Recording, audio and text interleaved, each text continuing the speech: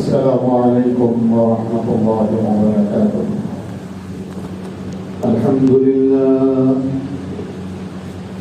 لله نحمده ونستعينه ونستغفره ونؤمن به ونتوكل عليه ونعوذ بالله من شرور أنفسنا ومن سيئات أعمالنا، من يهد الله فلا مضل له ومن يضلله فلا هادي له، ونشهد أن لا إله إلا الله وحده لا شريك له، ونشهد أن سيدنا ومولانا محمدا عبده ورسوله صلى الله تعالى عليه وعلى آله وأصحابه أجمعين. أما بعد، فقد قال الله تبارك وتعالى في القرآن المجيد والفرقان الحميد: فأعوذ بالله من الشيطان الرجيم، بسم الله الرحمن الرحيم.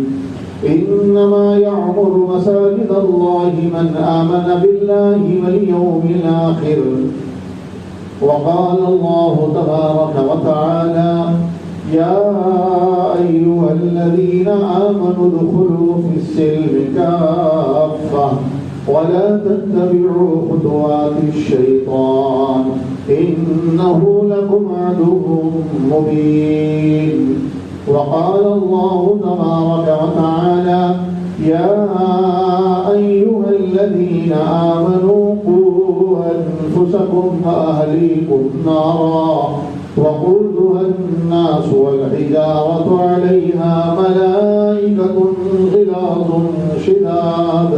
شداد لا يعصون الله ما أمرهم ويفعلون ما يؤمرون. وقال الله تبارك وتعالى: إن الصلاة تنهى عن الفحشاء والمنكر. قال النبي صلى الله عليه وسلم: من بنى لله مسجدا بنى الله له بيتا في الجنة. وقال النبي صلى الله عليه وسلم: الصلاة عماد الدين، من أقام الصلاة فقد أقام الدين، ومن هدمها فقد هدم الدين. وقال النبي صلى الله عليه وسلم: ألا كلكم راع وكلكم مسؤول عن رعيته، أو كما قال عليه الصلاة والسلام. میرے محترم بزرگوں، دوستوں اور عزیز دینی بھائیوں، یہ موقع بہت ہی خوشی اور مسرت کا ہے کہ الحمدللہ آج سے آپ کی اپنی اس مسجد میں نماز جمعہ کا باضابطہ آغاز ہونے جا رہا ہے۔ مسجد کی تعمیر کو کئی سال ہو چکے ہیں، لیکن جمعہ کی نماز ابھی تک یہاں پر ادا نہیں کی جا رہی تھی۔ اب ماشاءاللہ جمعہ کی نماز کی شروعات ہو رہی ہے۔ جمعہ اسلام میں اس کی بڑی اہمیت ہے۔ جناب نبی کریم صلی اللہ علیہ وسلم جب مکہ مکرمہ سے ہجرت کر کے مدینہ پاک تشریف لے گئے، راستے میں مدینے سے پہلے آپ نے پڑاؤ ڈالا، قیام فرمایا ایک جگہ پر۔ اسی وقت میں جمعہ کی فردیت اور جمعہ کی وجوبیت کا حکم صادر ہوا اللہ کی جانب سے۔ تو جناب نبی کریم صلی اللہ علیہ وسلم نے نماز جمعہ کی ابتدا اور شروعات کے لیے مدینہ منورہ میں داخل ہونے سے پہلے مسجد قباء کی بنیاد رکھی۔ آپ نے مسجد قباء کی تعمیر کی اور آپ نے وہاں پر نماز جمعہ ادا فرمائی۔ اسلام میں ہر بالغ مسلمان مرد پر جو آزاد ہو اور صحت مند تندرست ہو اس پر اور مقیم ہو اس پر جمعہ کی نماز پڑھنا واجب ہے۔ اگر جمعہ کی نماز نہیں پڑھے گا تو گناہگار ہوگا۔ اور جمعہ کے دن بڑے فضائل ہیں، دعائیں قبول ہوتی ہے۔ جمعہ کے دن کثرت سے درود پاک پڑھنے کا حکم دیا گیا ہے۔ جمعہ کے دن کثرت سے ذکر اللہ کا حکم دیا گیا ہے۔ قرآن کریم میں اللہ خود فرمائے کہ جب جمعہ کا دن آ جائے، جمعہ کی اذان ہو جائے تو تم اللہ کے ذکر کی طرف دوڑو، اللہ کے ذکر کی طرف دوڑو، یعنی نماز جمعہ کے لیے تم اپنے گھروں سے دوڑو، اپنے گھروں سے نکل پڑو۔ جمعہ کی اذان ہو جانے کے بعد میں کوئی دنیاوی کام کرنے کو علماء نے منع فرمایا۔ اس آیت شریفہ کی روشنی میں، جس میں سورہ جمعہ کے اخیر میں اللہ تعالیٰ خود فرما رہے ہیں فَاسْعَوْا إِلَىٰ ذِكْرِ اللَّهِ یا ایھا الذین آمنوا اذا نودی للصلاۃ، جس میں فرمایا گیا کہ جب نماز جمعہ کے لیے اعلان کر دیا جائے، اذان کر دی جائے اور ہمارے کانوں میں اللہ اکبر کی صدائیں پہنچ جائیں تو حکم ہے کہ تم دوڑو اللہ کے ذکر کی طرف، یعنی اللہ کے گھر کی طرف، نماز جمعہ کی تیاری کرو، نماز جمعہ کے لیے نکل پڑو۔ بعض علماء کے نزدیک جمعہ کی اذان ہو جانے کے بعد کاروبار کرنا ناجائز ہے، دنیاوی باتیں کرنا ناجائز ہے، دنیا کے کام کرنا جائز نہیں ہے۔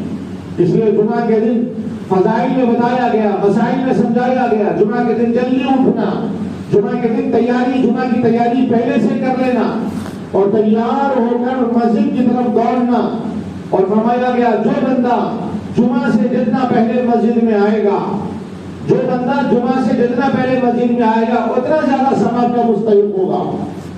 فرشتے متعین ہوتے ہیں، کون مسجد میں پہلے داخل ہوا اس کا نام پہلے نمبر پر آ جاتا ہے، رجسٹر میں نام لکھے جاتے ہیں۔ کون ہم لوگ جمعہ کو معمولی سمجھتے ہیں، جمعہ کی اہمیت نہیں ہمارے نزدیک، ارے اللہ اور اس کے رسول کے نزدیک اتنی اہمیت ہے، مذہب اسلام میں جمعہ کی اتنی اہمیت ہے۔ قرآن کریم میں اللہ نے سورہ جمعہ نازل فرمائی، سورت کا نام ہے 28 کے بارے میں سورۃ الجمعہ، جس میں جمعہ کے احکام، جمعہ کی نماز کا تذکرہ ہے۔ تو فرمایا فرشتوں کو متعین کر دیا جاتا ہے، وہ فرشتہ جو بندہ پہلے آ گیا اس کا نام پہلے نمبر پہ، جو دوسرے نمبر پہ آ اس کا نام دوسرے نمبر پہ، جیسے جیسے لوگ آتے جاتے ہیں فرشتہ اس کا نام لکھتا جاتا ہے۔ اور یہ رجسٹر کہاں رکھا جائے گا؟ رجسٹر مسجد کی کمیٹی کے پاس نہیں ہوگا، رجسٹر مسجد کے امام صاحب کے ہاتھوں میں نہیں دیا جائے گا، یہ رجسٹر فرشتوں کے پاس ہوتا ہے۔ فرشتے رجسٹر میں حاضری لگا کے نام لکھ کے بارگاہ الہی میں پہنچاتے ہیں۔ معمولی بات ہے یہ، ہمارا نام اللہ کے پاس پہنچے، ہمارا نام جمعہ میں آنے والوں میں شامل ہو جائے، اور جو پہلے جلدی آتے ہیں ان کا نام پہلے لکھا جاتا ہے، اور جو بندہ جتنا جلدی آ کر پہلے آ کے مسجد میں نماز کے انتظام میں بیٹھا رہتا ہے اس کو نماز پڑھنے والے کے برابر ثواب ملتا ہے۔ تو جتنی دیر پہلے آ کر مسجد میں اللہ کے ذکر میں مشغول ہوتا ہے، اور اللہ کا ذکر نہ بھی کرے خالی بھی بیٹھا رہے تو اس کو ثواب ہی ثواب ہے۔ اور جمعہ کے دن تو سورہ کہف کی فضیلت ہے، جو بندہ جمعہ کے دن سورہ کہف کی تلاوت کرے، جو 15ویں پارے میں شروع ہو کر 16ویں پارے کے 30ویں رکوع میں ختم ہوتا ہے۔ سورہ کہف کی چھوٹی چھوٹی کتابیں ہر مسجد میں رکھی ہوتی ہے، ہر جمعہ سورہ کہف پڑھنا، جو بندہ سورہ کہف کی تلاوت کرتا ہے، حدیث پاک میں اللہ کے رسول صلی اللہ علیہ وسلم نے فرمایا اگلی جمعہ تک اللہ اس کی کفالت فرماتے ہیں، اللہ اس کی حفاظت فرماتے ہیں، ہر بلا سے، مصیبت سے، پریشانی سے محفوظ ہوتا ہے، اور فرشتوں کو اللہ اس بندے کی حفاظت کے لیے متعین کر دیتے ہیں ایک جمعہ سے لے کر دوسری جمعہ تک۔ معمولی بات نہیں ہے، دنیا کے آج دنیا بھر کے مسائل میں گھری ہوئی امت پریشانیوں میں، مسائل میں مبتلا ہے، ایسے میں اللہ کے حفاظت کے بغیر، اللہ کی حفاظت میں آئے بغیر ہمارا کام بننے والا نہیں ہے۔ اللہ اپنے فرشتوں کے ذریعے سے بندے کی حفاظت فرماتے ہیں جو بندہ جمعہ کے دن سورہ کہف پڑھتا ہے۔ جلدی تیار ہو کر مسجد کو آ گیا بندہ، موقع ہے، وقت ہے، بیان شروع نہیں ہوا، سورہ کہف کی تلاوت کر لے، سورہ یاسین کی تلاوت کر لے، اور جب بیان شروع ہو جائے تو پھر اپنی تلاوت بند کر کے بیان کے اندر شامل ہو جاتا۔ اور فرمایا جب امام ممبر پر چڑھتے ہیں، امام صاحب جب ممبر پہ پہلی سیڑھی پر قدم رکھتے ہیں، اس وقت فرشتے اپنا رجسٹر بند کر لیتے ہیں۔ امام صاحب کے خطبہ دینے کے لیے ممبر پر چڑھنے کے بعد آنے والوں کا شمار اللہ کے نزدیک جمعہ پڑھنے والوں میں نہیں ہوتا، نہیں ہوتا۔ وہ تو فرضیت ادا ہو جائے گی، وجوب ثابت ہو جائے گا، ڈیوٹی پوری ہو جائے گی، ذمہ داری ختم ہو جائے گی، لیکن جو فضیلت اور جو ثواب ہے، جو اللہ کی رحمتیں، اللہ کی نعمتیں ملنا چاہیے، بندہ اس سے محروم ہوتا ہے۔ اس لیے جمعہ کے دن جلدی اٹھنا، جمعہ کے دن غسل کرنا، جمعہ کے دن اپنے گھر میں جو سب سے اچھے کپڑے ہیں وہ اچھے کپڑے پہننا، جمعہ کے دن خوشبو کا استعمال کرنا. آج میرے بھائیوں، آج ہمارے پاس خوشبو کے استعمال کا رواج ختم ہو گیا. عطر لگانا سنت ہے، اور عطر بھی اچھے سے اچھا عطر لگانا سنت ہے. اور ہمارا مزاج سنتوں کے اوپر خرچ کرنے کا نہیں ہے. شادی آ گئی، کسی کا فنکشن ہے تو بہترین سوٹ سلائیں گے، بہترین شو خریدیں گے، اسپرے کے دو باٹل دو بغلا میں مار کے نکلیں گے، مگر جمعہ کے دن اچھی خوشبو لگا کے مسجد کو آنے کا مزاج ختم ہو گیا. جمعہ کے دن مسجد میں بھی خوشبو جلانا، مسجد میں ذمہ دار بھی سنیں. ویسے تو روزانہ جلانا چاہیے مسجد میں خوشبو، کم سے کم ہر جمعہ کو مسجد میں خوشبو لگانا چاہیے. سیدنا عمر فاروق رضی اللہ عنہ کے زمانے میں آپ نے حکم جاری کر دیا تھا ہر مسجد میں خوشبو کی دھولی ہونی چاہیے، ہر مسجد میں خوشبو جلانا چاہیے. دنیا بھر کے پیسہ خرچ کرتے ہیں ڈیکوریشن پر، ٹائلس پر اور پی او پی پر اور کیا کیا چیزوں پہ، ایسیاں لگوا دے رہے مسجدوں میں. لیکن مسجد کے سلسلے میں سنت کیا ہے، مسجد کے سلسلے میں شریعت کے احکام کیا ہے، اس سے مسجد کے ذمہ دار بھی ناواقف ہوتے ہیں. اس لیے مسجد میں خوشبو جلانی چاہیے.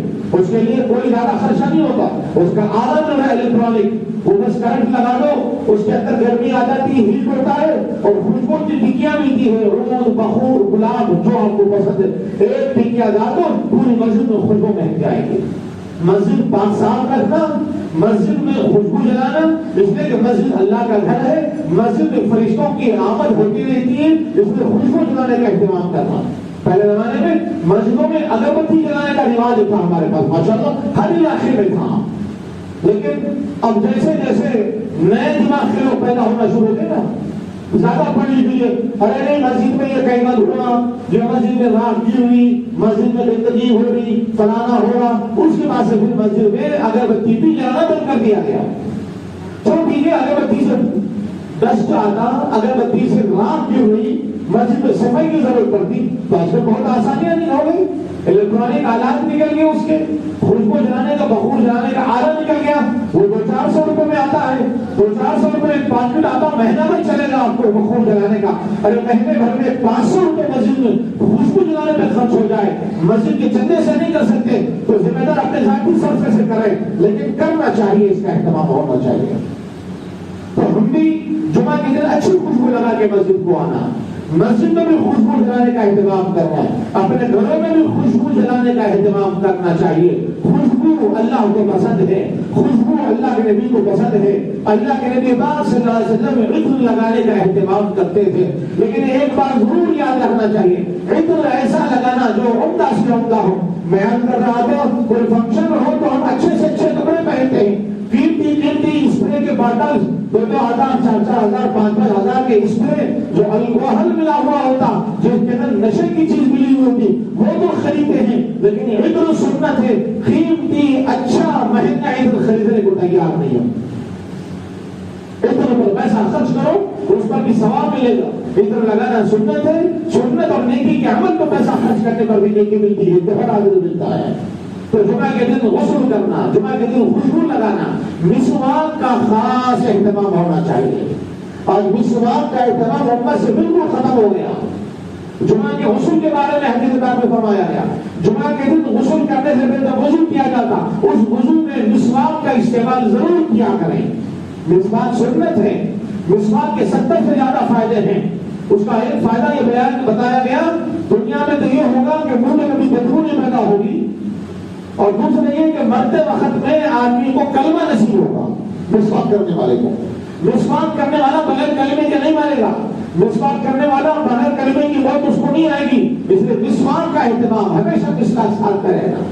انگریزوں نے مسواک کی جگہ پہ ٹوتھ برش کو اتنا عام کر دیا، اتنا عام کر دیا، کیا بچہ کیا بڑا کیا خاص کیا عام، ہر ایک آدمی برش کا عادی ہو چکا ہے. اس لیے مسواک جیسی سنت سے سب محروم ہو گئے. کوئی معمولی سنت نہیں، بہت بڑی سنت ہے مسواک. کریں گے ساتھ یہاں سے انشاءاللہ 5-10 روپے کی مسواک کی کاری ہوتی ہے، ہفتہ بھر 15 دن چل جاتی ہے. کیا اس کے اندر زیادہ خرچ ہونے والا ہے؟ مسواک کرنے کے بہت سارے فائدے، دنیا کے فائدے اتنے بیان کرنے میں بھی وقت نہ کافی ہے، اتنے فائدے دنیا کے بھی ہوتے ہیں. اور اللہ میرے بھائیوں، جمعہ کی شروعات ہوئی بڑی اچھی بات ہے. اب اس مسجد تو بن گئی، مسجد تو تعمیر ہوگی، اور مسجد کی تعمیر کے فضائل آپ کو سنانا نہیں ہے، بہت سن چکے ہوتے ہیں۔ مسجد کی تعمیر کی بہت بڑی فضیلت ہے۔ حدیث پاک میں اللہ کے رسول نے فرمایا جس نے اللہ کی رضا کے لیے اللہ کا گھر مسجد تعمیر کی اس کے لیے جنت کے محل بنے گا۔ جنت کے محل کی بشارت ہے۔ اور یہ ضروری نہیں کہ کوئی آدمی پوری مسجد بنا دے، فرمایا ایک اینٹ بھی اگر کسی نے لگا دیا تو اس کے لیے بھی محل کی بشارت ہے۔ دوسری چیز مسجد کی تعمیر ہو چکی ہے، اب مسئلہ ہے ایک ہے مسجد کی آبادی کی فکر، دوسرے ہے مسجد کے انتظامات کی فکر۔ دو ذمہ داریاں ہماری ہیں۔ ایک سب سے پہلے مسجد کی آبادی کی فکر کرنا ہے۔ قرآن کریم میں اللہ فرما رہے انما یعمر مساجد اللہ من آمن باللہ والیوم الآخر، اللہ کے گھروں کی آبادی کی فکر وہ لوگ کرتے ہیں جو ایمان والے ہیں، جو اللہ پر، اللہ کے رسول پر، آخرت پر ایمان رکھتے ہیں، وہی لوگ مسجد کی آبادی کی فکر کرتے ہیں۔ انما یعمر مساجد اللہ، یہاں پر جو یعمر تعمیر کا لفظ آیا، حضرات مفسرین فرماتے ہیں تعمیر سے مراد اینٹ اور دیواروں کی تعمیر نہیں ہے، ہاں یہ مسجد نہیں ہے، مسجد چھت کا نام نہیں ہے، مسجد دیواروں کا نام نہیں ہے، مسجد تو سجدہ کرنے جگہ کا نام ہے، مسجد تو نماز جہاں پڑھی جاتی ہے اس کا نام مسجد ہے۔ گھر میں بھی جس جگہ پر عورتیں نماز پڑھتے ہیں پابندی سے اس کے لیے بھی مسجد کا ذکر آیا۔ حدیث پاک میں مسجد البیت کا لفظ آیا، مسجد گھر کی مسجد کا بھی ذکر آیا۔ تو جس جگہ پر نماز پڑھی جاتی ہے اس جگہ کو مسجد کہا جاتا ہے۔ مسجد نام ہے اصل نماز پڑھنے کی جگہ کا، مسجد نام ہے اصل نماز پڑھنے کی جگہ کا۔ اس لیے میرے بھائیوں نماز پڑھنے کی جگہ کب ہوگی جب وہاں پر نماز پڑھی جاتی رہے گی۔ تو ماشاءاللہ اتنی پکی مسجد بن گئی، لیکن اب اس کی فکر کرنا ہے کہ یہ مسجد قیامت تک آباد رہے۔ کب تک آباد رہے بھی؟ ہماری زندگی میں نہیں۔ یہ نہیں سوچنا کہ ہم جب تک ہیں مسجد آباد کریں گے، ہمارے جان میں جان رہے تک مسجد میں ہم آگے نماز پڑھتے رہیں گے، نہیں، قیامت تک کی مسجد کی آبادی کی فکر مجھے اور آپ کو کرنا ہے۔ اس کے لیے ہم خود 5 وقت کی نماز کے عادی بننا، اور بننا چاہیے۔ عادی کیوں نہ بنے؟ نماز تو فرض ہے ہمارے اوپر، نماز ہر مسلمان پر فرض ہے۔ نماز کسی مرد مومن کو معاف نہیں ہے، کسی مسلمان بالغ مرد کو نماز کی چھٹی نہیں ہے، ہر حال میں نماز پڑھنا ہے۔ وطن میں ہے تو پڑھنا ہے، وطن سے باہر ہے تو پڑھنا ہے، مقیم ہے تو پڑھنا ہے، سفر میں ہے تو پڑھنا ہے، بیمار ہے تو پڑھنا ہے، تندرست ہے تو پڑھنا ہے، ہر حال میں پڑھنا ہے۔ ارے بیمار بھی ہے تو نماز پڑھنا ہے، کھڑے کے نہیں پڑھ سکتے بیٹھ کے پڑھنا ہے، بیٹھ کے نہیں پڑھ سکتے لیٹ کے پڑھنا ہے۔ ارے لیٹ کر بھی پڑھنے میں دشواری ہو رہی، لیٹے لیٹے بستر پہ سوئے سوئے اشارے سے نماز پڑھنا ہے مگر نماز معاف نہیں ہے۔ یہاں تک کہ آخری وقت مرہ نزا کی حالت میں ہے، اذان ہو چکی ہے، نماز کا وقت آ چکا ہے، ہوش و حواس کے اندر موجود ہے، ہوش و حواس ابھی باقی ہے، زندگی باقی ہے، روح ابھی جسم کے اندر باقی ہے، اس وقت بھی اس کے اوپر نماز فرض ہے، اس حال میں بھی نماز پڑھنا ہے۔ اگر کوئی اللہ کا بندہ جس طرح مرد پر، اگر کوئی اللہ کا بندہ نظر کی حالت میں ہے، موت قریب آ چکی ہے، اب مرنے والا ہے، نماز کا وقت ہے، اس وقت اس نے نماز نہیں پڑھی، اللہ کے بعد حاضر ہوگا تو پہلے نماز کا حساب ہوگا، نماز کا سوال ہوگا۔ ایسا نہیں ہوگا نظر کی حالت میں تھا، موت کی تکلیف میں تھا تو نماز اس کو معاف ہو گی، نہیں میرے بھائیوں، جناب نبی کریم صلی اللہ علیہ وسلم کی سیرت کو پڑھیں، اللہ کے نبی کی سیرت کو سنیں تو پتہ چلے گا۔ اب ربیع الاول کا مہینہ شروع ہوا، جس مبارک مہینے میں ہمارے آقا صلی اللہ علیہ وسلم کی بعثت ہوئی، تشریف آوری ہوئی۔ انشاءاللہ اگلی جمعہ سے حضرت مولانا تشریف فرما ہے آپ کے پاس، اگلی جمعہ سے ہر جمعہ بیان ہوگا، سیرت کے موضوع کو بھی آپ کے سامنے کھول کے رکھیں گے، اللہ کے نبی کی زندگی کیسی تھی آپ کے سامنے بیان کریں گے۔ ہاں جمعہ کے دن جو بیان ہوگا مسجد میں اس کو معمولی مت سمجھو میرے دوستوں، قدر کر لو، اس کی قدر کرو۔ ہاں اس ملک میں کھلی آزادی ہے، جمعہ میں بیان کی۔ دنیا کے کتنے ممالک ایسے ہیں، اسلامی مملکتیں ایسی ہیں جہاں پر جمعہ کے موقع پر بھی کوئی امام بیان نہیں کر سکتا۔ خود سعودی عرب میں بھی کوئی امام اپنی مرضی کا بیان نہیں دے سکتا، حکومت کی جانب سے پرنٹر بیان آتا ہے، چھپا چھپایا لکھا ہوا بیان آتا، وہ بیان پڑھ کے سنانا ہوتا ہے۔ کوئی بھی امام اپنی مرضی سے حالات حاضرہ پر بیان نہیں کر سکتا، امت کی اصلاح کے واسطے کوئی بات نہیں بتا سکتا، کوئی دین کی بات بھی کوئی قرآن و حدیث کی روشنی میں کوئی بیان کوئی موضوع پر گفتگو کر ہی نہیں سکتا۔ ہمارے پاس اللہ کا احسان ہے، ابھی اللہ کا احسان ہے، آگے کیسے حالات آنے والے ہیں نہیں معلوم، اس کی قدر کر لیں۔ جمعہ کے دن مسجد کو جلدی آنے کی فکر کریں، مسجد میں جلدی آنے کی فکر کریں، جمعہ کے بیان کو اپنے لیے لازم سمجھے۔ جمعہ کا بیان کرنا امام پر لازم نہیں ہے، کسی عالم دین مفتی کے اوپر فرض نہیں ہے۔ جمعہ کی نماز پڑھانا ان کی ذمہ داریوں میں سے، بیان کرنا ذمہ داری میں سے نہیں ہے، لیکن پھر بھی علماء کرام جمعہ کا ایک موقع ہے، لوگ بڑی تعداد میں مسجد میں جمع ہو جاتے ہیں، کچھ دین کی بات ان تک پہنچ جائے، ان کے دل و دماغ کے اندر بھی اللہ کے رسول کا پیغام اتر جائے، اس کے لیے قربانی دیتے ہیں، تیاری کرتے ہیں، دل و دماغ کو حاضر رکھ کے اپنے دل و دماغ کے اوپر بوجھ ڈال کر آپ کو دین کی بات بتاتے ہیں، بیان کرتے ہیں۔ اس کو معمولی مت سمجھے۔ ایک خطیب جمعہ کے دن ایک موضوع پہ گفتگو کرنا چاہتا ہے، اس کو تیاری کرنا پڑتا ہے، کتاب دیکھنا پڑتا ہے، ذہنی طور پر مواد کو جمع کرنا پڑتا ہے، کس ٹاپک پہ بولنا ہے، کس عنوان پہ بولنا ہے، اس عنوان کی آیتیں، اس عنوان کی حدیثیں ذہن میں لانا پڑتا ہے، کتنا دماغ کے اوپر بوجھ ڈالنا پڑتا ہے۔ بچوں کا کھیل نہیں ہے جمعہ کا بیان کرنا، کرسی پہ بیٹھ کے دین کی بات کرنا معمولی بات نہیں ہے۔ میرے بھائیوں علماء اپنا خون جلا کے اپنے سینے پہ وزن رکھ کر بوجھ ڈال کے آپ تک دین کی بات پہنچا رہے، پھر اگر ہم ختم نہ کریں تو پھر اور کیا بدنصیبی ہوگی ہماری۔ اس لیے طے کر لیں، اس محلے کا کوئی فرد بھی، گھر کا کوئی مرد آدمی بھی جمعہ کی اذان کے بعد اپنے گھر میں نہیں رہے گا، بلکہ مسجد کو آئیں گے۔ اس کے لیے آپ کو محنت کرنی پڑے گی، جمعہ کی اذان سے پہلے گشت کرنا اپنے محلے میں، لوگوں کو جوڑنا۔ اتنی دور سے مولانا کو بلائے ہیں، یوپی بلند شہر سے آئے ہوئے ہیں، قربانی لے کے آئے ہوئے ہیں، آپ اپنے اس گاؤں میں اس بستی میں آ کر دین کی خدمت کر رہے ہیں، آپ کو نماز پڑھا رہے، جمعہ میں انشاءاللہ بیان کریں گے تو پھر ہماری بھی ذمہ داری ہے محلے میں گشت کر کے لوگوں کو جمع کر کے مسجد کو لانا۔ ناخطری ہرگز نہیں کرنا، یاد رکھ لو، اللہ تعالیٰ کا فیصلہ ہے، وَإِن شَكَرْتُمْ لَأَزِيدَنَّكُمْ وَلَئِن كَفَرْتُمْ إِنَّ عَذَابِي لَشَدِيدٌ۔ اگر تم اللہ کی نعمتوں کی شکر گزاری کرو گے، اللہ نعمتوں میں اضافہ کرے گا۔ یہ اللہ کی نعمت ہے، غیر مترقبہ ہے۔ اللہ نے ایک عالم دین کو ہماری بستی میں پہنچایا، ہماری مسجد کو ایک عالم دین امام ملے ہیں، تو ہمیں ان سے سیکھنا ہے، ان سے فائدہ اٹھانا ہے، ان کے فیض کو اپنے اندر سمونا ہے، اپنے دامنوں میں بھرنا ہے۔ تو اس کے لیے کوشش کرنا پڑے گا، یہ اللہ کی نعمت ہے۔ شکر گزاری کیا ہے؟ شکر گزاری ہے کہ وقت سے پہلے جلدی سے تیار ہو کر مسجد میں آ کے بیٹھنا، آج مجھے جمعہ کا بیان سننا ہے، یہ جمعہ کا بیان مجھے مس نہیں کرنا ہے، یہ جمعہ کا بیان میرا نہیں چھوٹنا ہے، میرا فائدہ ہوگا، میری زندگی بدلے گی، میری زندگی سنورے گی، اس بیان سے میرے گھر کے عورتوں کی، میرے گھر کے بچوں کی زندگیاں سنورے گی انشاءاللہ۔ اس کے لیے آپ کو پہلے محنت کرنی پڑے گی۔ یہ قوم ہماری قوم بےحس ہو چکی ہے، ہماری قوم بےحس ہو چکی ہے۔ کتنے بڑے سے بڑے عالم کو بلا لو، کتنے بڑے مفتی کو بلا لو، وہی جمعہ کے دن 2 رکعت نماز کے واسطے آتے، سب سے اخیر میں آتے، سب سے پہلے مسجد سے نکل کے چلے جاتے ہیں۔ یہ ہمارے عام مزاج ہے، ہمارے پورے علاقے میں، پورے دیار میں یہ حالت ہے۔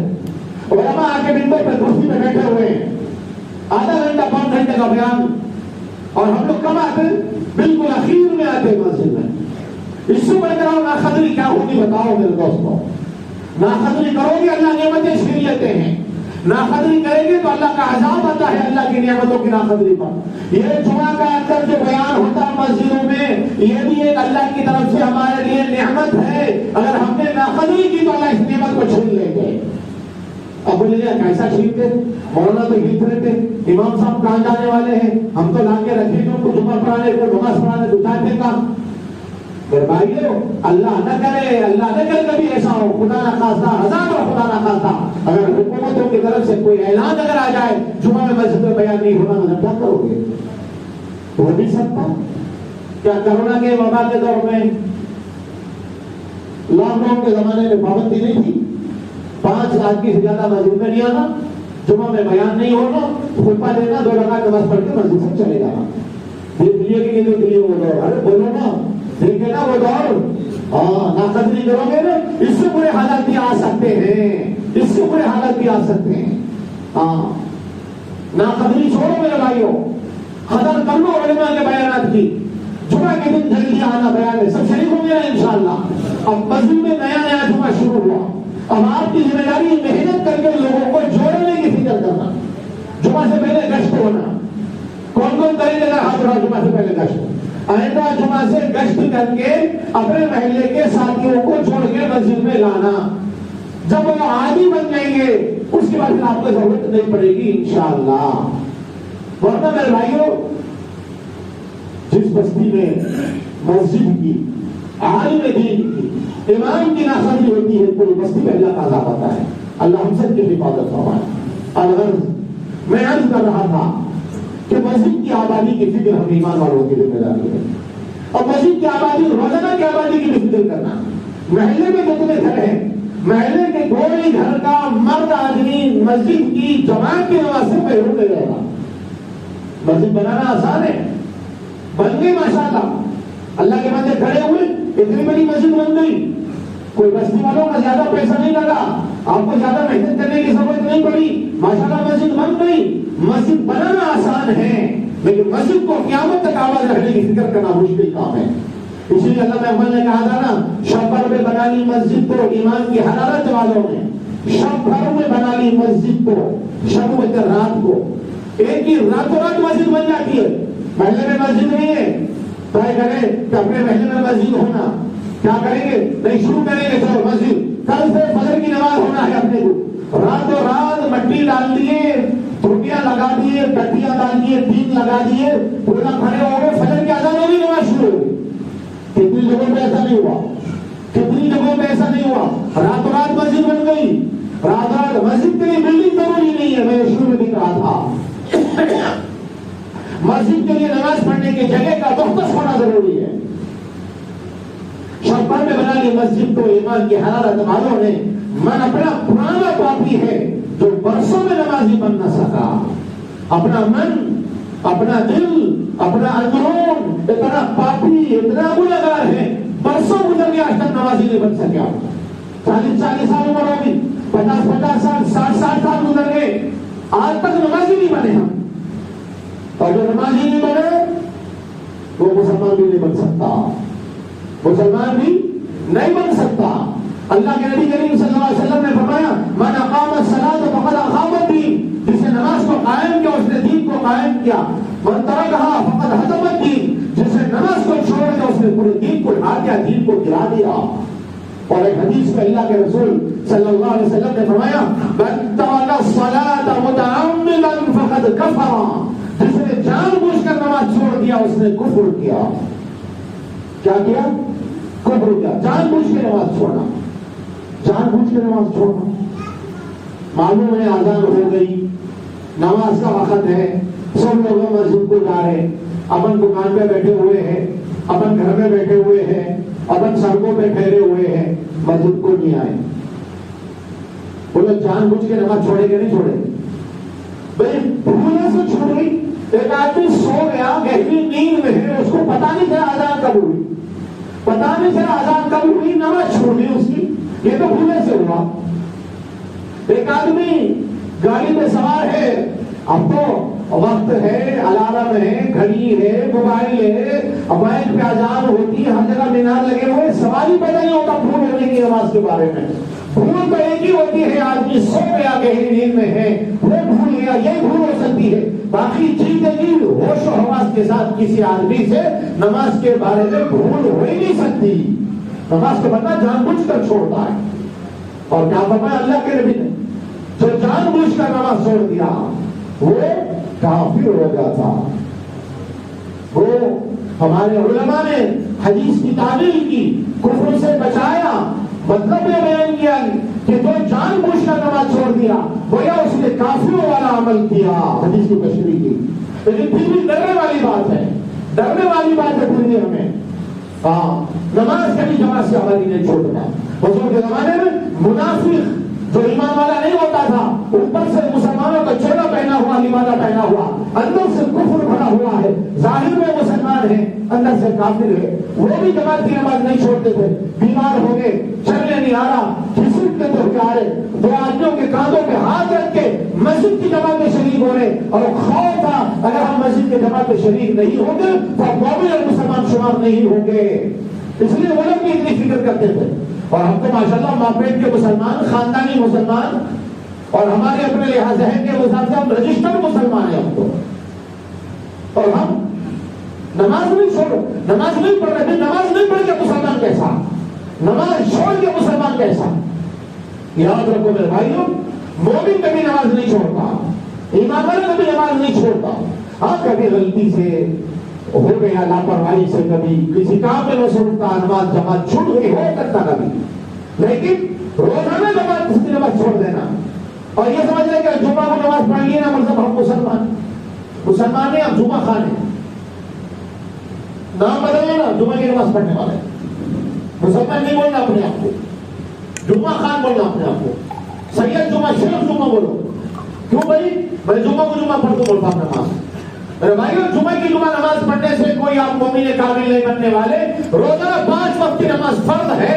5 وقت کی نماز پڑھے بغیر مومن نہیں بن سکتے. آپ مسلمان کہلانے کے حقدار نہیں ہیں. قرآن کریم میں سینکڑوں جگہ اللہ نے نماز کا حکم دیا، نماز کے قائم کرنے کا حکم دیا. کیا مطلب ہے نماز کے قائم کرنے کا؟ کہ ہم کھڑے کے نماز پڑھ لینا؟ نہیں. نماز خود بھی پڑھنا، نماز کی مسجد کی آبادی کی فکر کرنا اور دوسروں کو نماز کی دعوت دینا، یہ مطلب ہے اقیموا الصلاۃ اقاموا الصلاۃ کا. اس میں فکر کرنا ہے مسجد کی آبادی کی. 5 وقت کی نماز پڑھی گے انشاءاللہ. جہاں رہے وہاں پڑھ لینا. محلے میں، گھروں میں رہے، مسجد کو آ کے پڑھنا. اس لیے اللہ کے نبی نے فرمایا اگر تم کسی مسلمان، کسی آدمی کو دیکھو کہ روزانہ 5 وقت کی نماز مسجد میں آ کر جماعت کے ساتھ ادا کرتا ہے، تم اس کے مومن ہونے کی گواہی دو. تم کسی کے بارے میں مسلمان ہونے کی، مومن ہونے کی گواہی اس وقت تک نہیں دے سکتے جب تک کہ اس کو روزانہ 5 وقت کی نماز مسجد میں ادا کرتا ہوا نہ دیکھ لو. سمجھ رہے میری بات؟ 5 وقت کی نماز مسجد میں ادا کرنے والے کے بارے ہی میں مومن ہونے کی گواہی دے سکتے ہیں ہم. وہ ہوگا مسلمان اپنی جگہ پر، لیکن ہم گواہی دیں گے کہ صاحب یہ صاحب مسلمان ہیں، انہوں مومن ہیں. کب؟ جب 5 وقت کی نماز مسجد میں ادا کریں گے. اس کی فکر کرنا ہے. کوئی نماز مسجد سے نہ چھوٹے، کسی آدمی کی بھی جماعت نہ چھوٹے. پھر دیکھو مسجدیں بھری رہیں گی انشاءاللہ. مسجد والے ماحول میں آئیں گے، زندگیاں بدلیں گی. مسجد والے ماحول میں آئیں گے، زندگیاں سنوریں گی. معاشرے سے بے حیائی ختم ہوگی، معاشرے سے برائیاں ختم ہوگی، گھروں کے اندر کی بے حیائی ختم ہوگی. خود قرآن کریم میں اللہ فرمائے ان الصلاۃ تنہی عن الفحشاء والمنکر، بے شک نماز ہر برائی اور فحش کاموں سے روک دیتی ہے بندے کو. نماز پڑھنے سے بندہ برائیوں سے رک جاتا. ہاں، برائیوں سے رک جاتا.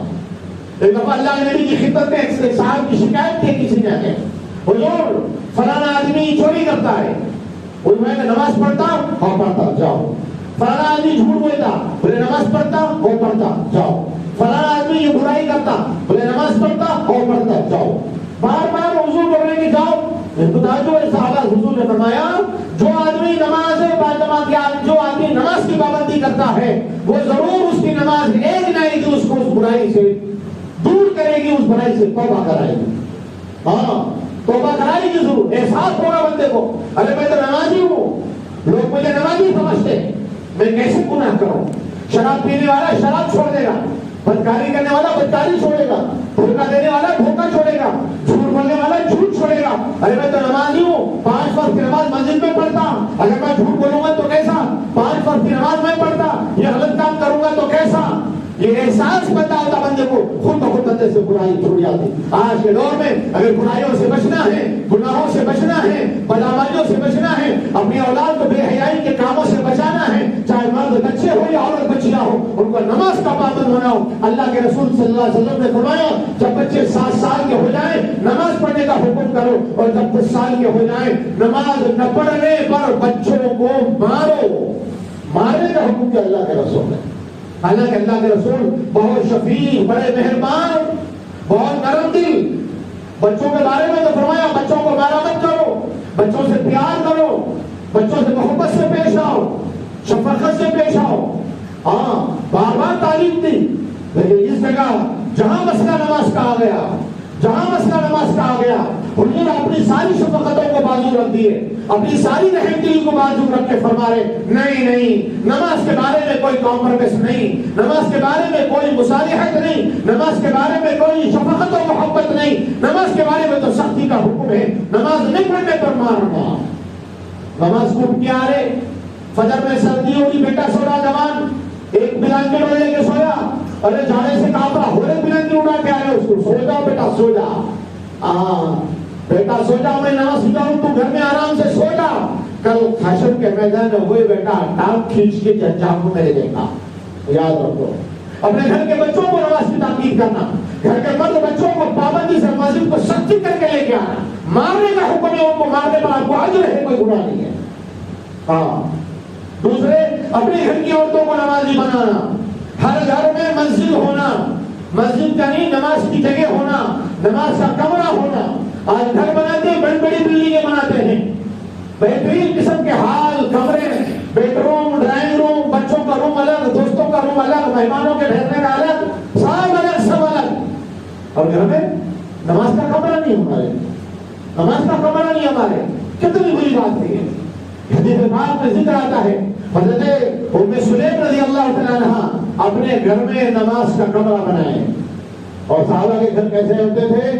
ہمارے جیسا 40-60 کا پلاٹ نہیں ہوتا تھا، ہمارے جیسے RCC کے بلڈنگاں نہیں ہوتے تھے، وہ تو مٹی کے گھر ہوتے تھے، جھوپڑیاں ہوتی تھی، اوپر کھجور کی چھال ڈالتے تھے، کھجور کی ٹہنیاں، کھجور کی لکڑیوں کو دیواروں کی ساری جگہ لگا دیتے تھے، مٹی تھوک لیتے تھے، جو پتھر رکھ لیتے تھے، یہ ان کے گھر ہوتے تھے۔ اس کے باوجود بھی اس میں بھی نماز کا کمرہ الگ، اس کا افتتاح حدیث میں آیا، گھر کی مسجد بیت المسجد، مسجد ان کی جو ہے مسجد البیت کا ذکر آیا، گھر کی مسجد۔ ام سلیم کی گھر کی مسجد کے افتتاح کے واسطے انہوں نے جناب نبی کریم صلی اللہ علیہ وسلم کو بلایا۔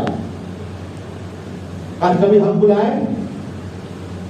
شاید میری زندگی میں 2-4 لوگوں، شاید میری پوری زندگی میں، ابھی تک فارغ ہو کے مجھے 25 سال ہونے کو آ رہے، اس زندگی میں شاید 2 سے 4 لوگوں نے بلایا، بتایا کہ ہمارے گھر میں مسجد کا کمرہ ہم بنائیں، گھر کی مسجد بنائیں۔ گھر کا فاؤنڈیشن رکھنے کو، عالم صاحب مفتی صاحب دعا کرنے کو آنا، وہ کوئی کمال نہیں ہے۔ آپ بسم اللہ بول کے سبل مار لو، دعا پڑھ کے آپ شروع کرو اپنے گھر کی تعمیر، لیکن گھر میں مسجد بنا کے اپنے مسجد کے امام کو بلا کے گھر کی مسجد کا افتتاح کراؤ، اپنے گھر میں مسجد بنا کے اپنے بستی کے علاقے کے بڑے عالم کو بلا کے لوگوں کو جمع کر کے مسجد کا افتتاح کرو، اپنے گھر میں لوگوں کی دعوت کرو۔ یہ ہے نہیں ہے احساس؟ اب ہم اس مسجد میں آگے کون سا نماز پڑھ رہے ہیں صاحب، گھر میں عورتوں کا نماز پڑھتے نہیں، فکر کرنا اس کی۔ یاد رکھو، عورت اگر نمازی ہوگی، عورت اگر دیندار ہوگی، اس کی گود میں پلنے والی اولاد بھی نمازی اور دیندار بنے گی۔ اگر گھر کی عورت بے دین ہوگی، اگر گھر کی عورت بے نمازی ہوگی، تو پھر امید مت رکھو آئندہ ہمارے گھر میں پیدا ہونے والے بچے اسلام اور ایمان پر بھی باقی رہیں گے۔ کوئی توقع مت رکھو ان سے۔ آپ آج کوئی امید نہیں ہماری اولاد سے، کون ہمارا بچہ، کون ہماری بچی کب اسلام پر باقی رہیں گے، کب مرتد ہو جائیں گے نہیں معلوم، کب مذہب کو چھوڑ کے نکل جائیں گے نہیں معلوم۔ آئے دن واقعات ہو رہے، روزانہ اخبارات میں پڑھ رہے، روزانہ فیس بک، واٹس ایپ، ٹویٹر اور کمپیوٹر اور پتہ نہیں کیا کیا چیزیں نکل گئی، اس کے اندر روزانہ سوشل میڈیا پہ دیکھ رہے ہیں فلانے بستی میں فلانی مسلمان بچی فلانے گینگ کے ساتھ بھاگ کے جا کے مندر میں شادی کر لی، فلانی بچی چرچ پہ جا کے شادی کر لی، فلانے نے اپنے مذہب کو چھوڑ کر دوسرے مذہب کو اختیار کر لیا۔ کوئی دن ایسا نہیں گزرتا ہے، سروے کیا ملک کے بڑے بڑے علماء نے، سروے کیا دانشوروں نے، سروے کیا صحافیوں نے۔ میرے بھائیوں، سن کر پیروں کی نیچے زمین نکل جائے گی اگر ہمارے اندر غیرت ہے، سنت راتوں کی نیند حرام ہو جائے گی اگر ہمارے اندر غیرت ہے۔ لکھا ہے، تحقیق کے بعد یہ بات سامنے آئی ہے، پچھلے 3 سال میں ہمارے ملک ہندوستان میں 40,000 مسلمان بچیوں نے کفر کو اختیار کر لیا۔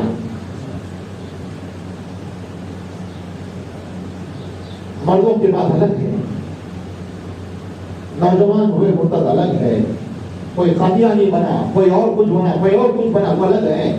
40,000 بچیوں نے غیروں کے ساتھ شادیاں کی مندروں میں جا کر 3 سال میں، 30 سال نہیں، 300 سال نہیں، صرف 3 سال۔ کون ذمہ دار ہے اس کا؟ کون ذمہ دار ہے اس کا؟ میرے بھائی ہمیں اور آپ ذمہ ہے اس کو. وہ بچیاں ہیں کوئی دوسروں کی نہیں، ہماری بیٹیاں، ملت کی بیٹیاں، قوم کی بیٹیاں، مسلمان گھر میں پیدا ہونے والی، مسلمان ماؤں کی گودوں میں پرورش پانے والی بچیوں کا یہ حال ہے. کمی کہاں ہوئی؟ ہمارے گھر میں کمی ہوئی. گھر میں تربیت نہیں، گھر کے اندر دینی ماحول نہیں، گھر میں نماز کی جگہ نہیں، گھر میں عورتیں نمازی نہیں، گھر میں مائیں نماز نہیں پڑھتی. اگر بیٹی کو نماز پڑھایا ہوتا، اگر بیٹی کو دین سکھایا ہوتا، بیٹی کو ایمان کی حقیقت سمجھائے ہوتے، بیٹی کو ایمان یقین مضبوط کیا ہوتا، روزانہ گھر میں ایمان کے مذاکرے ہوتے، روزانہ کلمہ لا الہ الا اللہ کی تنزیل ہوتے رہتی، روزانہ شرک اور کفر سے نفرت دلوں میں بٹھائی جاتی، تو پھر آج ایک دن دیکھنا نہیں پڑتا تھا مجھے آپ کو. آج کہاں ہے ہمارا وقت؟ دعوتوں میں، ہمارا وقت ہوٹلوں میں، ہمارا ٹائم دوستوں کے لیے، گھنٹوں دوستوں کے ساتھ گزر جائیں گے. اور تو ہوٹلنگ کرنے کا نوجوانوں میں اتنا جذبہ آ گیا، رات رات اور ہوٹلوں میں گزار رہے ہیں، رات رات اور ہوٹلوں میں گزار رہے ہیں.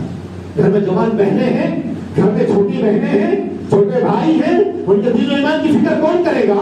ان کے آخرت کی فکر کون کرے گا؟ ان کے مستقبل کی فکر کون کرے گا؟ ان کا ایمان بچانے کی فکر کون کریں گے؟ مسجد کے امام صاحب کا کام ہے، مسجد کے صدر صاحب کا کام ہے، علماء کا کام ہے؟ نہیں، یہ آپ کا کام ہے، آپ کا کام ہے. میرے بھائیوں، اپنے گھر میں وقت دیا کرو. ذرا دل پہ ہاتھ رکھ کے سوچو، بتاؤ مت، میں کوئی آپ کا ہاتھ اٹھانا نہیں چاہ رہا، کوئی آپ کی بے عزتی نہیں کرنا ہے. دل پہ ہاتھ رکھ کے سوچو، کون کتنے مسلمان ایسے ہیں اس مجمع میں جو روزانہ اپنے گھر میں اپنی گھر کی عورتوں کو وقت دیتے ہیں؟ کوئی نہیں ملے گا. کوئی ہزاروں میں ایک آدھ کہیں ہوگا تو ہوگا، ہوگا تو ہوگا. کبھی بیٹھے اپنے بیوی بچے کو لے کے، کبھی اپنی بیوی کا کلمہ سنیں، کبھی بیوی کے سورہ فاتحہ سنیں، بیوی کو کتنے سورتیں یاد ہے بول کے سنیں. گھر میں بیٹی جوان ہوگی، شادی کے قابل ہوگی، نماز پڑھنے آتا کہ نہیں آتا، کتنے کلمے یاد ہیں، ایمان کے بارے میں کیا معلوم ہے، اللہ کے رسول کے بارے میں کیا جانتی ہے، کچھ پتا بھی ہے. کبھی لے کے بیٹھے، کبھی پوچھے نہیں، جواب نہیں ملے گا. مجھے ضرور یقین ہے مجھے جواب نہیں ملے گا. ہاں اگر ایک رات دفعہ کبھی زندگی میں موڑ بن گیا تو بیٹھے ہوں گے. یہ روزانہ کا کام ہے آپ کا، میرا روزانہ کا کام ہے. روزانہ اپنے گھر میں وقت دیا کرنا، اپنے بیوی بچوں کو لے کے بیٹھنا، علماء سے مشورہ کر کے کتابیں پڑھنا. کون سی کتاب پڑھنا؟ فضائل اعمال ہے، منتخب احادیث ہے، بہشتی زیور ہے، سیرت النبی کی کتابیں ہیں، حیا اور پاک دامنی کے نام پہ کتاب ہے، ذوالفقار صاحب متدل ہوگی، اور بھی کتابیں. علماء سے مشورہ کرو، اور کوئی عالم سے آپ کا تعلق، ان سے مشورہ کرو کون سی کتاب ہماری گھر کی عورتوں کے لیے مناسب ہے. حضور کے ازواج مطہرات کے واقعات ان کو پڑھ کے سناؤ، حضور کی بیٹیوں کے واقعات، صحابیات کے واقعات، صحابیات نے اپنے ایمان کو کیسے بچایا. کیا کبھی ہم نے اپنے گھر کی عورتوں اور بیٹیوں کو بی بی حضرت سمیہ رضی اللہ عنہ کا واقعہ سنایا؟ وہ حضرت سمیہ جو اسلام کی سب سے پہلی وہ خاتون ہے جس کو شہادت کا درجہ ملا، وہ خاتون ہے روئے زمین کے اوپر اسلام اور ایمان کی خاطر اگر کسی کا خون کا قطرہ گرا تو ایک عورت کا گرا.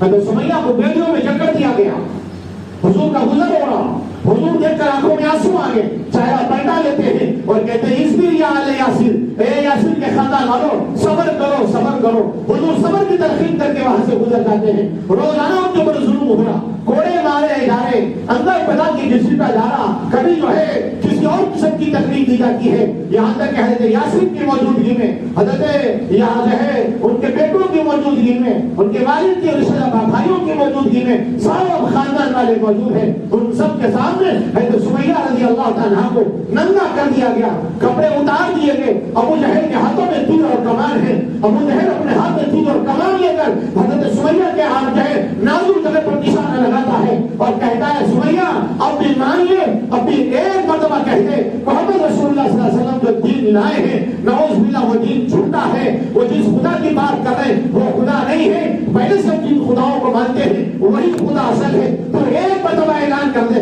تیرے کو ہم چھوڑ دیتے ہیں. میرے بھائیوں حضرت سمیہ نے اس حال میں بھی معلوم ہے موت سامنے کھڑی ہوئی ہے، ملعون مردود دشمن ابو جہل کمان اور تیر لے کے ٹھہرا ہوا ہے، جسم کو چھلنی کر لے گا، جسم کے میرے ٹکڑے ہو جائیں گے، آج میری جان چلی جائے گی اگر میں یہ نہ کہوں گی تو پھر بھی جان جانے کا خطرہ ہے. لیکن آپ نے کیا کہا؟ اتنے موت کے بالکل موت سر پر ہے، موت سامنے کھڑی ہوئی ہے، پتہ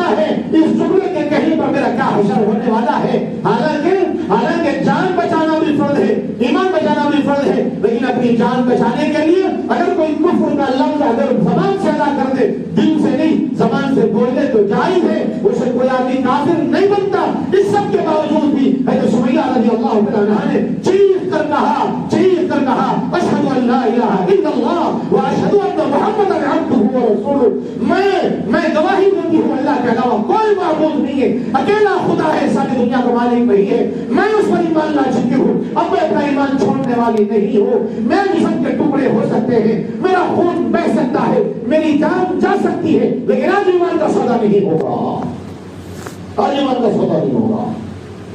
ابو جہل نے تیر مارا، خون کے فوارے نکلے، اور حضرت سمیہ کے ایک پیر کو رسی باندھ کر ایک اونٹ کے پیروں کو باندھ دیا گیا اور دوسرے پیر کو رسی باندھ کر دوسرے اونٹ کو باندھ دیا گیا، اور باندھ کر ابو جہل مردود نے اس اونٹ کو ادھر بھگایا اور اس اونٹ کو ادھر بھگایا۔ جب دونوں اونٹ دو طرف چلے، حضرت سمیہ رضی اللہ عنہ کی باڈی، آپ کا جسم بالکل دو ٹکڑے ہو گیا، چھیڑ گیا۔ یہ ہے ایمان کی قدر، یہ ہے ایمان کی قدر۔ جان دے دی، جسم کے ٹکڑے کرا دی اس عورت نے، مگر ایمان نہیں دیا۔ آج کیا ہو گیا ہماری بیٹیوں کو؟ تھوڑی سی اپنی خواہشات پوری کرنے کے لیے جھوٹی محبت کے خاطر اپنا ایمان کا سودا کر لے رہے، کفر کے اختیار کر لے رہے، مرتد ہو جا رہے۔ معلوم ہے مرتد کی سزا بڑی سخت ہے اسلام میں۔ کوئی کافر رہا تو رہا، لیکن کوئی اسلام میں آنے کے بعد اگر اپنے مذہب کو چھوڑ دے، اسلام کو چھوڑ دے، کافر سے زیادہ سزا ہے اس کو۔ ہزاروں بیٹیاں چلی جاتی۔ اپنے گھروں کی فکر کرو، اپنے گھروں کی فکر کرو۔ کل میدان حشر میں بی بی فاطمہ ہوگی، میدان حشر بی بی عائشہ ہوگی، میدان حشر بی بی سمیہ بھی ہوگی۔ وہ تمام عورتیں جنہوں نے اپنی جانوں کو قربان کر دیا لیکن ایمان کا سودا نہیں کیا۔ ارے وہ حضرت آسیہ فرعون کی بیوی جس نے تیل میں جلنا پسند کیا، دیوار کے اندر چھپ دینا ان کو پسند کر لیا، جسم کے ٹکڑے کروانا پسند کر لیا، لیکن فرعون کو خدا نہیں مانا، اپنے ایمان کو نہیں چھوڑا۔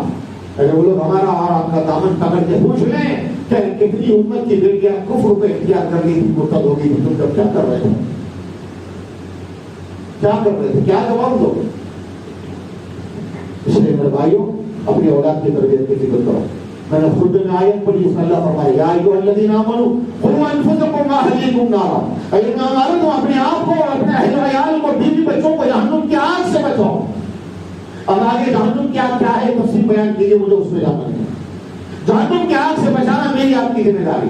اللہ کے رسول فرمائے الا خبردار، سن لو اچھی طریقے سے، کلکم راعی وکلکم مسئول عن رعیتہ، تم سب اپنے گھر کے ذمہ دار ہو، تمہارے ماتحت جتنے لوگ ہیں ان سب کے بارے میں تم مسئول ہوگے، تمہاری پوچھ ہوگی، تمہاری پکڑ ہوگی، باس پوچھ ہوگی، اللہ کے پاس تم کو جواب دہ ہونا پڑے گا۔ گھر کے بڑے ہیں، باپ ہے اولاد کے بارے میں، بھائی ہے چھوٹے بھائی بہنوں کے بارے میں پوچھا جائے گا، شوہر ہے بیوی کے بارے میں پوچھا جائے گا، ماں باپ ہے اولاد کے بارے میں پوچھا جائے گا، محلے کے ذمہ دار ہے محلے کے لوگوں کے بارے میں بھی آپ سے پوچھا جائے گا۔ کیا فکر کرو گے؟ تربیت کی فکر کرو، ایمان بناؤ، ایمان بڑھاؤ، ایمان کو مضبوط کرو، اور مرد بچوں کو مسجد کو بھیجو تعلیم کے لیے۔ ماشاءاللہ معلوم ہو مسجد میں 2-3 وقت تعلیم ہو رہی، فجر کے بعد، عصر کے بعد، مغرب کے بعد، بڑی خوشی کی بات ہے۔ کوئی بچہ بھی گھر میں نہیں رہنا،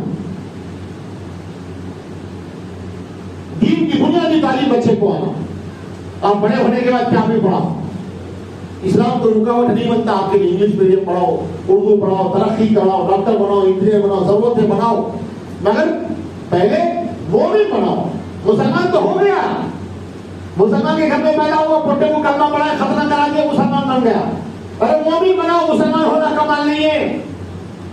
اگر فتوے کے اعتبار سے دیکھیں گے تو ابو لہب بھی مسلمان کلمہ پڑھتا تھا، ابو لہب بھی کلمہ پڑھتا تھا، پھر ٹور کو مسلمان نہیں بولے، دل سے نہیں مانتے تھے اسلام کوئی، ارے یقین تھا پھر بھی نہیں مانتے تھے، انکار کر کے اس لیے کافر ہوئے ہو، انکار کر کے کافر ہوئے ہو۔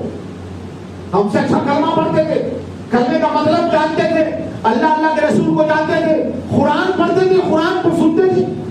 میں کیا سناؤں، وقت بھی بہت ہو رہا۔ ابو جہل کے زمانے میں ایک صحابی آئے، قبیلے کے سردار آئے، مہمان بن کے آئے، ان کو منع کر دیا کہ تم کعبے کے پاس نہیں جانا، کعبے کے پاس نہیں جانا، محمد قرآن پڑھتا ہوں نہیں سننا۔ اب وہ تو اللہ نے اپنی ہدایت دینے میں آتے تو سارے دروازے کھل جاتے۔ یہ صاحب گئے جا کے کعبے کے پاس کھڑے کے قرآن سن گئے، صبح اندھیرا ختم ہوا، اجاڑ ہونے کو آنا، یہ سوچیں کہ چلو جلدی سے جا کے میں اپنے بستر پہ سو جاؤں، ابو جہل کا مہمان ہوں، ابو جہل کو معلوم ہوگا تو پھر غصہ ہو جائے گا، یہ نکل کے آ رہے، ادھر سے ابو جہل بھی روتا ہوا کھڑے ہوا ہے وہاں پہ قرآن سن رہا، پکڑ لیے حضرت عمر قبیلے دوست کہتے ہیں، یا نام یاد نہیں آ رہا مجھے صحابی کا، تو پکڑ لیا انہوں نے اور کہا کہ ارے ملعون تو میرے کو روکتا تھا نا قرآن نہیں سننا، بلکہ یہ کیا قصہ تھا تو رو رہا؟ بولے رب کعبہ کی قسم ہے، پیدا کرنے والے کی قسم ہے، قرآن میں ایسی تاثیر ہے، میں روزانہ قرآن پڑھے بغیر سو نہیں سکتا، دل بے چین رہتا، قرآن سنتا ہوں دل کو سکون ملتا ہے، قرآن سنتا ہوں میری آنکھوں سے آنسو نکلتے ہیں، قرآن کیسی چیز؟ پھر بھی ابو جہل کافر۔ ہم ہمارے گھر میں مسلمان بچے کو پیدا کر دیے تو اپنے بچہ مسلمان مومن ہو گیا، مسلمان ہونا الگ بات ہے، مسلمان باقی رہنا الگ بات ہے میرے بھائیوں۔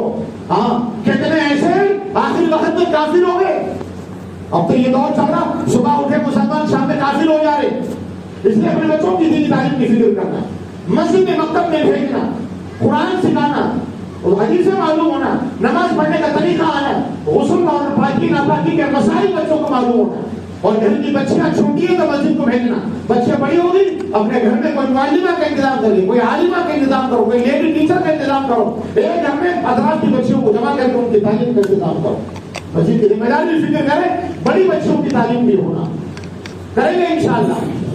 اگر میں عرض کر رہا تھا میرے بھائیوں مسجد کی آبادی کی فکر کریں گے نا، ایک آخری بات عرض کر کے اپنی بات ختم کر رہا ہوں۔ دوسری چیز ہے مسجد کی انتظامات، یہ پوری ذمہ داری کمیٹی کی نہیں ہے، یہ ذمہ داری مؤذن کی نہیں، امام کی نہیں، یہ ذمہ داری ہر مسلمان کی ہے۔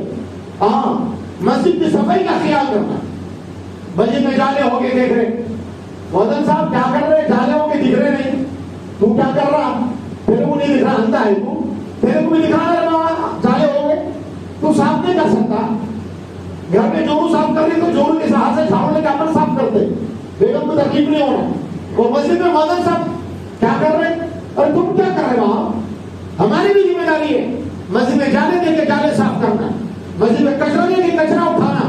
ارے حدیث میں اللہ کے رسول نے فرمایا اگر کسی نے مسجد سے کوئی تنکا اٹھایا، کوئی جھاڑو کا دانا ٹوٹ گیا، لکڑی کا ٹکڑا گرے ہوا ہے، تنکا گھاس کا تنکا بھی گر گیا، کچرا کاغذ تنکا مسجد سے اٹھا کے باہر لے جا کے ڈالا، جنت میں محل ملے گا اسے بھی، بشارتیں معمولی نہیں ہے، مسجد کا کچرا صاف کرنا ہے۔ ایک مرتبہ ایک یہودی آیا اور مسجد کے کونے کے اوپر بیٹھ کے ہمیں پیشاب کر دیا، صحابہ دوڑے مارنے روکنے، حضور نے فرمایا کہ نہیں روکو مت، کر لینے دو پیشاب، روکیں گے پیشاب رک گیا، بیماری آ گئی، مر گیا تو پریشانی۔ پورا پیشاب کرنے کے بعد حضور نبی کے ساتھ خود اٹھے، اس کو سمجھا یہ دیکھ بھائی اللہ کا گھر ہے، مسجد ہے، مسجد میں یہ کام نہیں کرتے، فرض بات ہے، خود پانی لا کر حضور نے دھویا ہے۔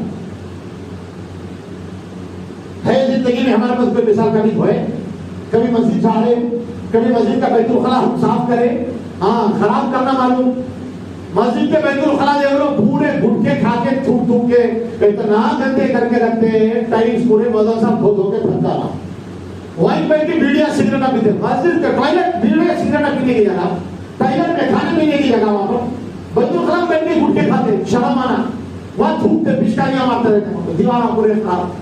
ہماری ذمہ داری مسجد میں گندگی دیکھو، مسجد کی گندگی صاف کرنا، بیت الخلا صاف کرو، اندھیروں میں آ کے رات میں پتہ چلتا کیا نہیں کیا ملنے والی ہے۔ ہاں وضو خانہ گندا ہو گیا، چلو بھائی کبھی موقع نہیں ملا، آج فرصت ہے میرے کو تو سرف ڈالے، جھاڑو لے کے رگڑ دیے، پانی مار دیے، کیا گیا بھائی، عزت گئی ہماری، کوئی عزت جانے والی، عزت بڑھنے والی ہے، اس سے عزت بڑھے گی، ایمان بڑھے گا اللہ کے گھر کی خدمت کرنے پر۔ ہاں مسجد کی ضروریات کا خیال کرنا، اللہ والوں نے فرمایا جو اللہ کے گھر کی ضرورتوں کا خیال رکھتے ہیں اللہ ان کے گھر کی ضرورتوں کا خیال رکھتے ہیں۔ ہاں مسجد میں لائٹ چلے گی، بلب چلے گا، ٹیوب خراب ہو گئی، اور ڈھونڈتے پھر رہے صدر صاحب نہیں آئے، کہاں آئے، 3 دن ہو گیا لائٹ نہیں آ رہی، کمیٹی والے کیا کر رہے ہیں، چندہ کرنا معلوم ہے، پیسے کیا کر رہے، لائٹ نہیں لگانا، 200 روپے کی ٹیوب لیں، 200 روپے کی ٹیوب لیں لا کے نہیں لگا سکتا، صبح سے شام تک گھوم کے کھا کے پانا تھوک کے 200 روپے خرچہ کر ڈالتا، صبح سے شام تک دوستوں پہ بچوں پہ 200 400 500 خرچہ کر ڈالتے، ایک 200 روپے کی ٹیوب لیں لاتے ہم نہیں لگا سکتے۔ اللہ کے رسول نے کیا فرمایا، من اسرج سرجا فی المسجد نور اللہ قبرہ الی یوم القیامہ، جو مسجد میں روشنی کا انتظام، مفہوم خلاصہ حدیث پاک کا، جو مسجد میں روشنی کا انتظام کرتا ہے اللہ قیامت تک اس کی خبر کو منور روشن کر دیں گے۔ ایک بلب لگانے پر، ٹیوب لائٹ لگانے پر، ایک گھر کا سوئچ خراب ہو گیا 25 روپے کا سوئچ لگانے پر، وائر کے بنڈل دلانے پر، مسجد کے اندر یہ انتظام کر دو، قیامت خبر میں روشنی ہو جائے گی۔ حالانکہ خبر تو نہیں لگا ہے، خبر میں تو بندہ قدم پہ روشنی کا محتاج ہوتا ہے۔ زیرو بلب کہے گا 20 روپے میں آتا بلب، 20 روپے کا بلب لا کے لگا دی تو کیا کرنا ہے؟ اس کے لیے کمیٹی کو ڈھونڈنا، موزن کو ڈھونڈنا نہیں، میری بھی ذمہ داری ہے۔ جانی مانی نہیں ہے مسجد میں۔ فرمایا جو مسجد میں چٹائی بچھا دے، جو مسجد میں کوئی مصلی بچھا دے، کوئی شیطان کی جانماز بچھا دے، کل میدان حشر میں اللہ اس کو سبز رنگ کا خوبصورت لباس پہنائے گے، حدیث میں آتا ہے۔ اس لیے میرے بھائیو، مسجد کی ضروریات کی فکر کرنا، اس کے لیے ہر مہینہ ہر گھر سے مسجد کو پابندی سے چلتا ہونا۔ امام صاحب کو رکھے ماشاءاللہ تنخواہ دینا ہے، کہاں سے دیں؟ اور یاد رکھو اماموں کی تنخواہ اچھی سے اچھی ہونا۔ ہمارے مسجد کا امام کلکٹر سے بڑا ہوتا ہے، بڑے سے بڑے آفیسر کی بھی کوئی حیثیت نہیں، سب امام کے پیر کی دھول ہے۔ کیا مقام ہے امام کا؟ مصلی پہ کھڑے ہو کر اللہ کی بارگاہ میں ہماری نمائندگی کر رہا ہے۔ ہمارا امام ہے، ہمارے سر کا تاج ہے، ہماری آنکھوں کی روشنی ہے، ہمارے آنکھوں کا نور ہے، ہمارے دل کا تارا ہے مسجد کا امام۔ اب خطر نہیں ہمارے پاس مسجدوں کے امام۔ ہمارے امام اچھے سے اچھے کپڑے پہننا، ہمارے امام اچھی سے اچھی گاڑی میں پھرنا، ہمارا امام اچھی سے اچھی زندگی گزارنا، آرام کی زندگی گزارنا، یہ ہماری ذمہ داری۔ امام کی زندگی کی خوشحالی کو دیکھ کر خوش ہونا ہماری ذمہ داری ہے، سمجھے؟ بہت اس طریقے کپڑے پہن رہے امام صاحب اچھے گاڑیوں میں پھر کیا ضرورت ہے؟ تمہارے پیٹ میں نہیں دکھ رہا، پریشانی لوگوں سے نہیں۔ میرے بھائیوں، اماموں کو محبت کی نظر سے دیکھو، علماء کو محبت کی نظر سے دیکھو۔ محبت کی نظر سے دیکھنا بھی عبادت ہے، ثواب ہے۔ وقتاً کی خدمت کرنا، یہ نہیں کہ مہینے کو چندہ لے دیے 100 روپے گھر سے، ہو گئی میری ذمہ داری نہیں۔ کا موقع آ گیا، امام کے کپڑوں کی فکر کرنا، امام کے بچوں کی کپڑے کی فکر کرنا، امام کی ضروریات کی فکر کرنا۔ امام صاحب کو بخار آ گیا، اور عجیب بات دنیا میں آپ دیکھ لو، کوئی آدمی ایسا نہیں ملے گا امام کے علاوہ جس کو کبھی چھٹی نہ ملتی ہو، ہے؟ کوئی بھی کسی بھی ڈپارٹمنٹ میں دیکھ لو آپ، ہر ایک کو چھٹیاں، امام کو چھٹی نہیں۔ ارے عید کو بھی چھٹی نہیں صاحب، آپ کو ہفتے میں اتوار کو چھٹی، منگل کا بازار ہے تو آپ کو اتوار کے دن آپ کو دکان کو چھٹی، اور امام کو کبھی چھٹی دیے؟ جمعہ کو بھی پڑھانا، اتوار کو بھی پڑھانا، روزانہ پڑھانا، پھر عید کو بھی عید کو بھی چھٹی نہیں، رمضان ہے رمضان کو بھی چھٹی نہیں۔ کتنی خدمت کر رہا امام، کتنی بڑی ذمہ داری کو نبھا رہا۔ ہماری کتنی بڑی ذمہ داری ہے امام کی اتنی تنخواہ دینا، امام کی ضرورتیں آسانی کے ساتھ پوری ہو جانا، امام کو کبھی تنگی نہیں ہونا۔ ہمارے مسجد کریں گے انشاءاللہ اس کا خیال۔ اس کے لیے کیا کرنا؟ اپنے گھر کے ماہانہ چندے کو بڑھانا۔ پہلے 100 روپے دیتے تھے، اب 200 روپے دینا۔ کیا مشکل کام ہے صاحب؟ گھر میں 5 بچے ہیں، 5 کے پاس موبائل ہے، مہینے کو 200 روپے کا ریچارج کرا رہے، 1000 روپے پیسے دے کے گناہ خرید رہے، کوٹے کیا کیا دیکھ رہے، کتنے برائیاں کر رہے، سب گناہ باپ کے کھاتے میں لکھا جا رہا۔ باپ ریچارج کرا رہا اپنا، گناہ سمجھ رہے، اس پہ خرچہ کرتے۔ ڈش والا آ گیا، ڈش والے کو مہینوں کو مہینہ دینے کو تیار، لیکن مسجد کا چلتا ہے، بڑھاؤ مسجد کا چلتا، پہلے 100 روپے دیتے 200 دیو، 200 دینے والے 400 500 دیو۔ اللہ کے گھر میں جو دیں گے ضائع نہیں ہوگا۔ دوستوں پہ خرچ کر رہے، باہر خرچ کر رہے، اپنی خواہشات پہ خرچ کر رہے، حساب دینا ہوگا۔ مسجد میں خرچ کرنے کوئی حساب نہیں، مسجد میں خرچ کر رہے، کل یہ پیسہ جنت میں لے کے جائے گا انشاءاللہ ہمارے۔ آنے وقت میں یہ 1 روپیہ ہمارے کام آئے گا، اس لیے مسجد کو دینے میں پیچھے نہیں ہٹنا۔ ہاں، مسجد کے چھتے کو بڑھاؤ، فکر کریں گے انشاءاللہ۔ بہرحال آج خوشی کا موقع ہے، جمعہ کیا ہے آغاز ہونے جا رہا آپ کی مسجد میں۔ پھر ایک دفعہ میں آپ سے گزارش کروں گا، جمعہ کے دن مسجد میں جلدی آنے کی فکر کر رہا، مولانا سے فائدہ اٹھاؤ، ان کے علم سے فائدہ اٹھاؤ، ان کے صلاحیتوں سے فائدہ اٹھاؤ، جمعہ میں جلدی آ کے بیان سننا، کریں گے اس کی فکر۔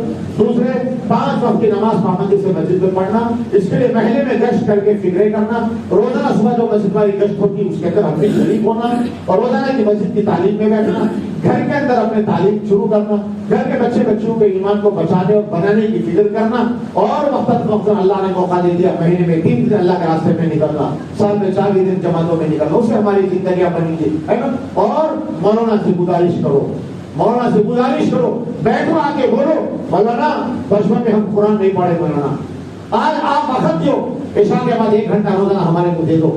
ہم 10 بچے ہیں, ہم 8 بچے ہیں, ہم 15 نوجوان ہیں, ہم آپ کے پاس پڑھنا چاہ رہے ہیں, آپ ہمارے کو وقت دو. انشاءاللہ مولانا سے امید ہے ضرور وقت دیں گے, مولانا انکار نہیں کریں گے.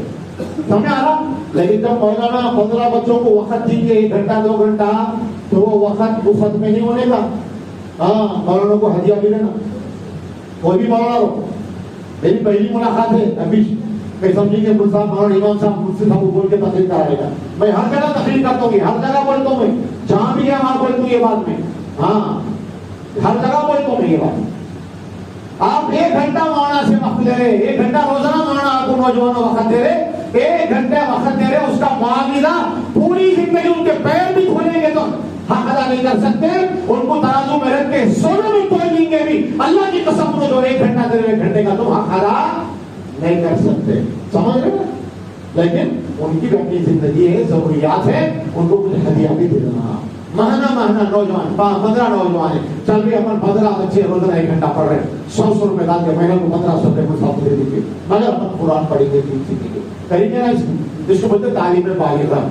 اب کمیٹی والے شروع کریں گے, اب الٹا بولے کہ الٹا پڑھانا ہے, امام ہے آپ کی ذمہ داری ہے. نہیں, میں تو کمیٹی والوں کو نہیں بولتا, میں کمیٹی والے بھی فکر کرنا, مگر نوجوان خود سے فکر کرو, زبردستی نہیں, آپ کے اندر شوق و طلب پیدا ہونا. بڑے لوگوں کو نہیں ہے, بولتا ہمارا جیسا. بھائیوں بزرگوں, آپ کے لیے بھی کوئی برا نہیں ہے, ماں کی گود سے لے کے خبر کے گڑے میں جانے تک پڑھنا چھوڑنا ہے. میں 55 سال کا ہو گیا, میرے صاحب 80 سال کا ہو گیا, میں بھی پڑھنا کیوں پڑھنا. آپ کو بھی قرآن سیکھنے کی ضرورت ہے, مسائل سیکھنے کی ضرورت ہے. بھائیوں 50 سال سے نماز پڑھ رہے, 55 سال سے نماز پڑھ رہے, 10 سنتے نہیں آتے, وہ انا دینا خلو اللہ میں پوری گاڑی چل رہی ہوگی. 50 سال سے انا دینا خلو اللہ کب سیکھتے؟ ابھی وقت ہے. بڑے لوگوں بزرگ مغرب کے بعد کا وقت خالی ہے, اور سے دے دو. زہر کے بعد بڑے لوگوں کو گھر میں کوئی ذمہ داری نہیں, کام کاج نہیں ہے آپ کو, تو آپ کیا کرو, زہر کے بعد کا ٹائم لے لو مولانا سے, گزارش کرو مولانا وظیفے خار ہے, گھر میں بیٹھے ہوئے اور 1 گھنٹہ مصحف کے پاس بیٹھو, کچھ مسائل سیکھو, دین سیکھو, قرآن سیکھو. کوئی عزت نہیں جانے والی, عزت اللہ اور بڑھائے گا, محبتیں اور بڑھے گی لوگوں میں, تو اس کی فکر کرے گا نا پھر انشاءاللہ. بہرحال کافی دیر ہو گئی, پہلا ہے انشاءاللہ آئندہ جمعہ سے کمیٹی والے وقت متعین کریں گے, جتنا وقت طے کریں گے اس وقت میں بیان ہوگا, خطبہ ہوگا اور نماز ہوگی. بہرحال آپ حضرات سے گزارش ہے اس مسجد کی آبادی کی فکر کریں, اور جمعہ شروع ہو گیا, محلے والے اپنی ہر جمعہ یہاں پر ادا کرنے کی فکر کریں. اللہ سے دعا ہے اللہ تعالیٰ اس مسجد کو تا قیامت آباد فرمائے, بستی والوں کو اپنی رحمت نازل فرمائے, اور جو باتیں کہی گئی سنی گئی اللہ ان سب کو سمجھنے کی, عمل کرنے کی توفیق عطا فرمائے.